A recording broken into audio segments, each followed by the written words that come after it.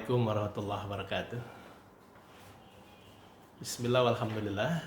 Wassalatu wassalamu ala rasulillah wa ala alihi wa sahbihi wa wala la haula wa la quwata illa billah amma ba'du. Pemirsa yang saya hormati, menyambung tentang kepemimpinan dalam Islam, maka kalau kita mengacu kepada junjungan kita Nabi Muhammad SAW, maka beliau memiliki karakter ciri kepemimpinan dengan 4 hal. Dan ini tampaknya perlu kita tauladani untuk para pemimpin-pemimpin kita, atau kita tauladani dalam mencari pemimpin dalam kehidupan kita bermasyarakat atau berorganisasi. Apa ciri karakter kepemimpinan Nabi kita Muhammad SAW? Ya, beliau yang pertama memiliki karakter siddiq. Ya. Siddiq itu artinya adalah jujur atau bukan pendusta. Nah, ini adalah satu karakter yang harus ada dalam diri seorang pemimpin. Nabi kita Muhammad SAW sebelum diangkat menjadi Nabi dan Rasul itu sudah punya karakter jujur dan tidak berdusta. Nabi Muhammad tidak pernah berkata bohong. Nabi Muhammad tidak pernah berkata dusta. Dia jujur dalam segala tingkah lakunya. Jadi ini adalah satu karakter yang dibutuhkan bagi seorang pemimpin. Karena ketika seorang pemimpin punya karakter pembohong, berdusta, ini akan memiliki dampak buruk terhadap orang-orang yang dia pimpin. Karena dia dalam rangka untuk menginginkan hawa nafsunya, mendapatkan apa yang dia targetkan, dia menghalalkan segala cara. Dia akan berjanji manis, dia akan melemparkan kampanye-kampanye, kalimat-kalimat yang seolah-olah itu akan dia kerjakan, sangat indah. Tapi ketika dia telah menjadi pemimpin atau menjadi anggota legislatif, lalu dia tidak menjalankannya, itu pendusta namanya. Jadi memang faktor jujur ini harus kita kedepankan. Bagaimana cara tahunya? Tentu dengan membaca rekam jejak hidupnya atau track recordnya. Mungkin kita bisa mencari tahu dari orang-orang terdekatnya, orang-orang sekitarnya, orang-orang yang pernah bertransaksi bisnis dengan dia, orang-orang yang punya hubungan kerjasama dengan dia. Kita bisa cari tahu ini orangnya jujur atau tidak, pendusta atau tidak. Kalau sekarang sudah ada yang namanya dunia digital. Jadi kita bisa googling, kita cari tahu tentang rekam jejak seseorang terkait dengan ketika dia jadi pemimpin. Siddiq. Ini karakter yang pertama yang perlu ada dalam seorang pemimpin dalam Islam. Yang kedua adalah fatonah. Fatonah ini artinya adalah cerdas, brilian, punya ide-ide segar dalam menyelesaikan masalah. Kenapa pemimpin itu perlu cerdas, pemirsa? Karena memang permasalahan yang akan dihadapi oleh pemimpin itu banyak sekali. Permasalahan-permasalahan yang besar, permasalahan-permasalahan yang perlu diselesaikan dengan sebaik-baiknya. Apalagi ketika kita bicara tentang presiden misalnya atau gubernur. Permasalahan masyarakat terkait dengan masalah sosial, masalah moral, masalah ekonomi, masalah budaya, dan masalah-masalah lainnya itu sangat banyak dan pelik. Maka dibutuhkan pemimpin yang cerdas, pemimpin yang brilian, yang punya ide-ide segar untuk menyelesaikan masalah. Pada masa Nabi kita Muhammad SAW, Ya, ketika Ka'bah itu rusak karena dilanda banjir, lalu kemudian para kabilah mereka bergotong royong merehab, membangun kembali Ka'bah untuk menjadi bagus seperti sedia kala. Maka mereka begitu semangatnya bersama-sama memugar merehab bangunan Ka'bah. Masalah timbul, pemirsa sekalian. Ya, ketika mereka akan menempatkan batu Hajar Aswad di tempatnya, yaitu di dinding Ka'bah, maka masing-masing kabilah ingin mereka yang memegang batu Hajar Aswad itu dan meletakkannya ke dinding Ka'bah. Karena bagi mereka, siapa yang memegang batu Hajar Aswad dan meletakkannya di dinding Ka'bah, itu berarti merekalah orang kabilah yang paling mulia. Nah, apa yang terjadi kemudian? Masing-masing kabilah, para pemimpinnya berebutan ingin mengangkat batu Hajar Aswad itu. Mereka bertikai, mereka saling adu perang mulut. Bahkan sudah berpotensi terjadinya peperangan antar kabilah. Subhanallah. Hanya karena perebutan ngangkat batu Hajar Aswad. Ya, ini kalau tidak dihentikan bisa terjadi perang antar kabilah. Maka kemudian di antara mereka musyawarah dan bersepakat untuk minta solusi dari orang di luar dari kalangan mereka. Ya, di antara mereka berkata, nanti kita akan minta pendapat orang yang datang di hadapan kita. Ya, siapa yang datang kita minta pendapatnya untuk memberikan solusi masalah ini. Ya, dengan izin Allah, atas ketetapan Allah yang muncul adalah Nabi kita Muhammad SAW. Maka mereka pun merasa senang, ya, karena mereka tahu dari track record Nabi Muhammad SAW adalah orang yang baik, moralitasnya tidak ada cacat, tidak pernah dusta, orangnya jujur. Maka dia sangat senang ini para kabilah itu. Maka ketika Nabi mendekat, mereka pun menyampaikan masalahnya tentang keinginan mengangkat batu Hajar Aswad. Maka Nabi Muhammad SAW atas petunjuk Allah SWT dengan kecerdasan yang dia miliki, dia meminta kepada para kabilah itu untuk diambilkan satu kain yang luas, yang berlebar, ya, satu bentang kain yang lebar. Ketika sudah diambil satu bentang kain yang lebar, mungkin ya kira-kira ya kalau kita duga-duga, mungkin kain bentangan 2 kali 3 meter ya. Maka ketika kain ini sudah didapatkan, maka Nabi memerintahkan kepada semua pemimpin kabilah untuk memegang ujung kain itu sama-sama.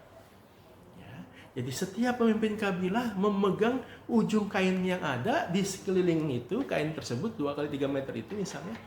Maka kemudian Nabi mengangkat batu itu dan meletakkan di atas kain tersebut. Maka mereka bersama-sama mengangkat batu Hajar Aswad itu menuju dinding Ka'bah.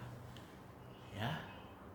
Dan kemudian setelah dekat dengan dinding Ka'bah, Nabi pun kembali mengangkat batu Hajar Aswad itu dan meletakkan di dinding tersebut. Subhanallah. Mereka semua merasa senang karena merasa dihargai dan dimuliakan. Karena semua tidak ada yang ditinggikan, tidak ada yang direndahkan. Mereka merasa bahwasanya solusi yang diberikan Nabi Muhammad adalah solusi yang sangat adil dan membahagiakan hati mereka. Ini pemirsa, pemimpin harus cerdas karena masalah ini sangat banyak. Ya, kalau kita tidak memiliki kecerdasan, sulit kita bisa keluar dari problematika yang ada di tengah masyarakat. Nah, ini ciri yang kedua yang harus dimiliki oleh pemimpin yang soleh bertakwa. Yang ketiga, ciri atau karakternya adalah amanah. Amanah itu artinya apa? Artinya terpercaya. Ya, lawannya apa? Lawannya tidak berkhianat.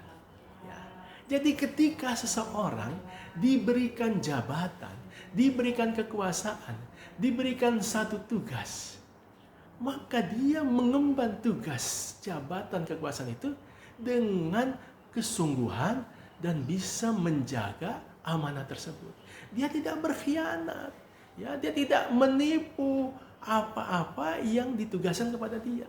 Malah dia gunakan itu untuk kepentingan pribadinya, malah dia gunakan untuk kepentingan kelompoknya. Ini adalah tanda pemimpin yang berkhianat.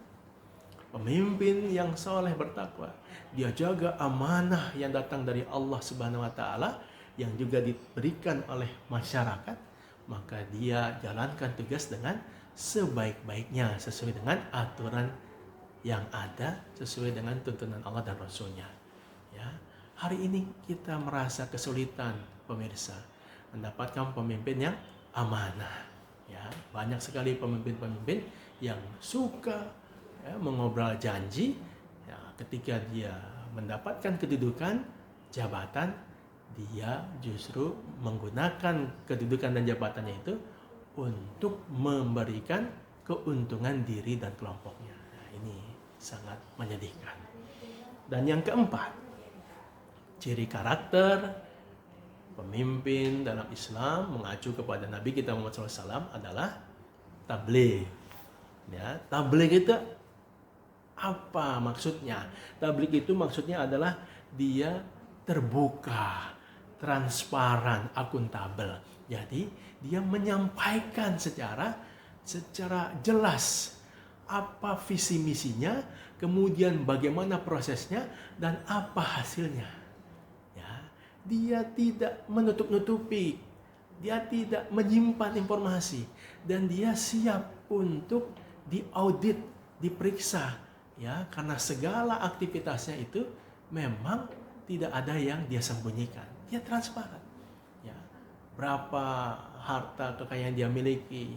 Ya, kemudian kejelasan dari apa-apa yang memang boleh dia gunakan, apa yang tidak boleh dia gunakan.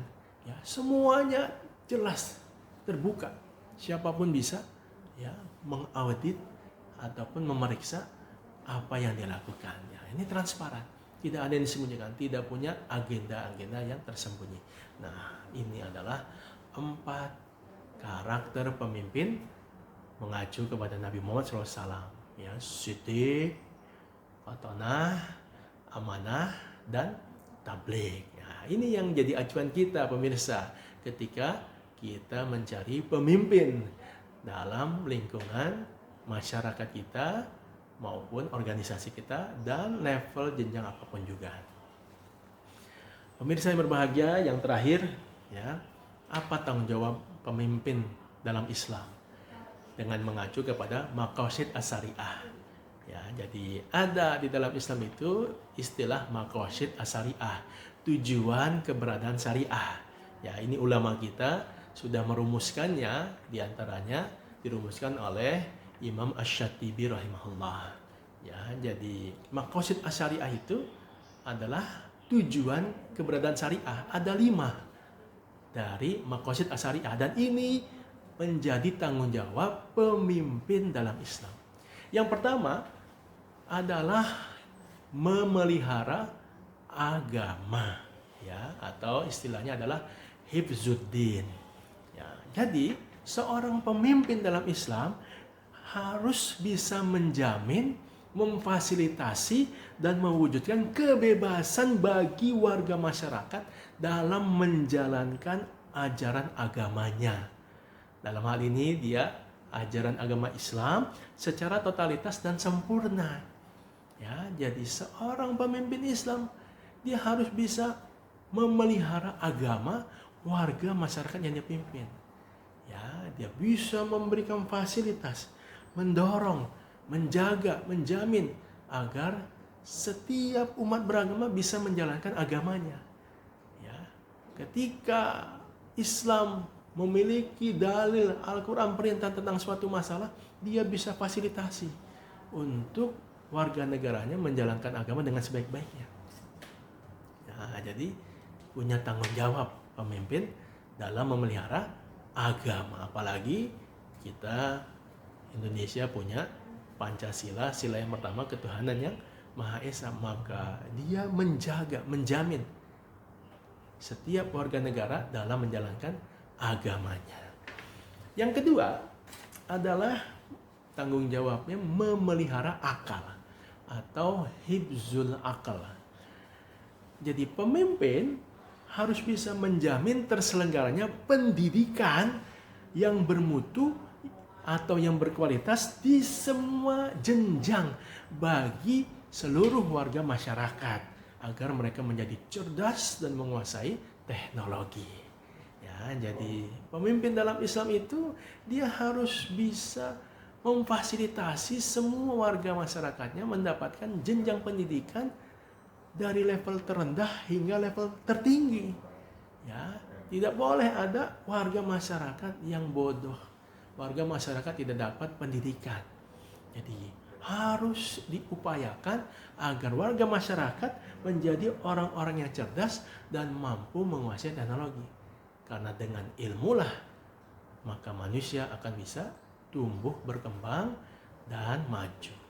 Ya, ini tanggung jawab pemimpin yang kedua, memelihara akal. Yang ketiga, tanggung jawabnya adalah memelihara keturunan atau hibzun nasl. Jadi pemimpin dalam Islam, dia harus mampu menjamin warga masyarakatnya, khususnya bagi generasi muda anak bangsa, terlindungi dari penyakit-penyakit sosial, perzinahan, LGBT, miras, narkoba, dan kemaksiatan lainnya. Jadi bagaimana pemimpin bisa menjaga agar warga masyarakat, khususnya generasi muda yang menjadi masa depan bangsa, itu tidak terkena penyakit-penyakit sosial. Ya, dijaga betul keturunannya, jauh dari kemaksiatan, jauh dari prostitusi, perzinahan, jauh dari miras, jauh dari judi, jauh dari narkoba, jauh dari penyimpangan seksual, jauh dari hal-hal yang negatif yang merusak moral anak bangsa. Ini tanggung jawab yang ketiga, memelihara keturunan. Yang keempat, tanggung jawab pemimpin dalam Islam adalah untuk memelihara jiwa, ya, atau disebut dengan hibzun nafas. Jadi pemimpin dalam Islam dia harus mampu menjamin keamanan dan keselamatan warga masyarakat dari berbagai macam kejahatan, teror, dan pembunuhan. Ya, jadi pemimpin itu harus mampu memberikan rasa aman, memberikan rasa tenang, memberikan rasa tentram bagi masyarakatnya, rasa damai. Ya, dari apa? Dari berbagai macam teror, kejahatan, dari berbagai macam kejahatan-kejahatan yang ada di tengah masyarakat, dari berbagai macam pembunuhan. Hari ini kita lihat, ya, setiap hari berita-berita memunculkan pembunuhan, mutilasi, ya, kejahatan-kejahatan, teror dan lain sebagainya. Ini hal yang harus dihilangkan, paling tidak dikurangi. Dan itu menjadi tanggung jawab pemimpin, ya, karena dia dipilih untuk menciptakan ketenangan, kedamaian di tengah masyarakat. Dan yang terakhir pemirsa, ya, tanggung jawab pemimpin dalam Islam adalah memelihara harta atau hibzul mal. Ya, jadi pemimpin dalam Islam itu harus mampu menjamin hak dan kepemilikan individu warga masyarakat dari perampasan, dari pencurian, dari perampokan, dan dari korupsi.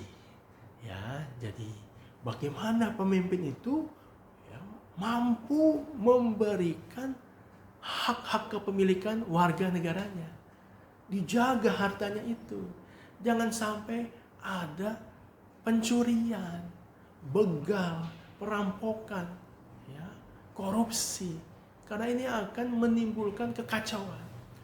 Orang menjadi risau ketika hartanya diambil dan dirampas oleh orang lain. Dan hari-hari ini rasanya itu begitu besar masalahnya di tengah masyarakat kita, ya, pencurian kendaraan motor, pencurian laptop, handphone, ya, kemudian perampokan, apalagi korupsi. Aduh, kita ini indeks korupsinya termasuk yang sangat tinggi dibandingkan negara lain ya.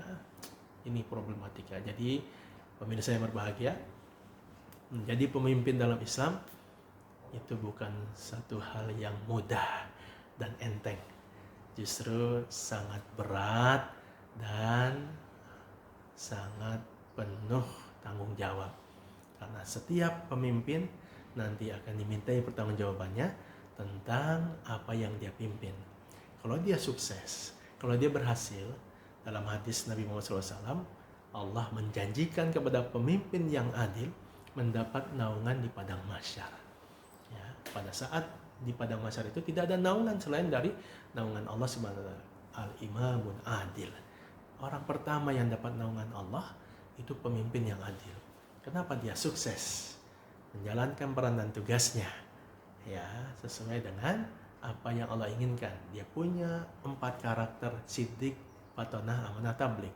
Dia mampu mewujudkan, memelihara 5 maqasid asyariah, memelihara agama, memelihara akal, memelihara keturunan, memelihara jiwa, dan memelihara akal, memelihara harta. Jadi ini adalah satu hal yang perlu dia wujudkan sehingga Allah ridho sama dia. Allah kasih dia naungan di padang mahsyar. Tapi bagi pemimpin yang zalim, pemimpin yang berbuat dosa dan maksiat, pemimpin yang berkhianat, maka tentu tempatnya akan mendapatkan azab dan siksa neraka dari Allah Subhanahu wa taala. Mudah-mudahan kita semua ketika diberi amanah jadi pemimpin, jadilah pemimpin yang adil, pemimpin yang penuh kasih sayang, pemimpin yang menjadikan Al-Quran dan Sunnah Nabi sebagai pedomannya. Dan kita berlindung kepada Allah dari diberikan pemimpin yang zalim, pemimpin yang merusak, pemimpin yang membuat Allah murka kepada kita semua. Demikian yang bisa disampaikan, mudah-mudahan bermanfaat. Al-Faqir Muhammad Rubil Yatim, wabillahi taufiq wal hidayah, wa minkum. Assalamualaikum warahmatullahi wabarakatuh.